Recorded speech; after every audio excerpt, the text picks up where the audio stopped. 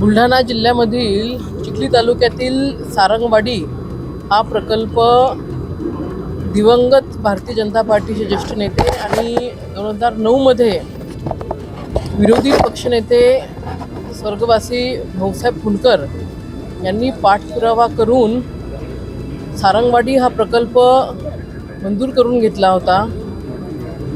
2009 मध्ये हा प्रकल्प जेव्हा मंजूर झाला होता त्यावेळेला या प्रकल्पाची पहिली प्रशासकीय मान्यता जी आहे ती 16 कोटीची होती आणि 2009 पासून तर 14 पर्यंत काँग्रेसच्या काळामध्ये हा प्रकल्प फक्त मंजूर झाला होता, प्रत्यक्ष काम हे सुरू झालं नव्हतं।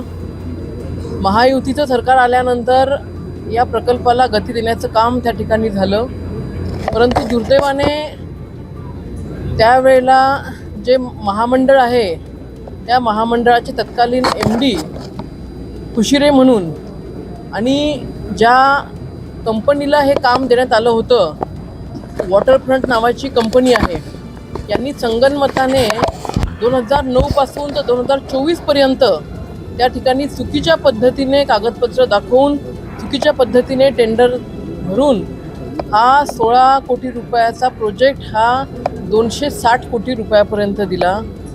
आणि विशेष म्हणजे याच्यामध्ये प्रचंड अनियमितता आहे।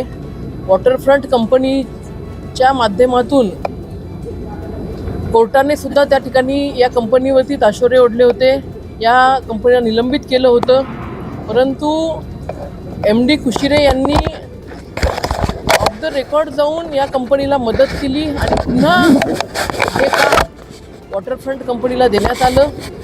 या संदर्भातली लक्षवेधी आज आम्ही लावली। मंत्री महोदयांनी या लक्षवेधीवरती SIT नेमलेली आहे, परंतु हा खूप मोठा भ्रष्टाचार त्या ठिकाणी वॉटरफ्रंट कंपनीचे संचालक सुनील मुंदडा, हर्षद मुंदडा आणि सोबत MD खुशिरे यांनी केलेला हा खूप मोठा भ्रष्टाचार आहे।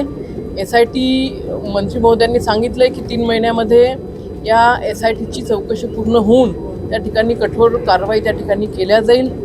मला या ठिकाणी सांगावंसं वाटतं, आज जरी फक्त वॉटरफ्रंट कंपनी आणि MD खुशिरे दिसत असले तरी याच्यासोबत अजून महाराष्ट्रातल्या 2-3 कंपन्या आहेत।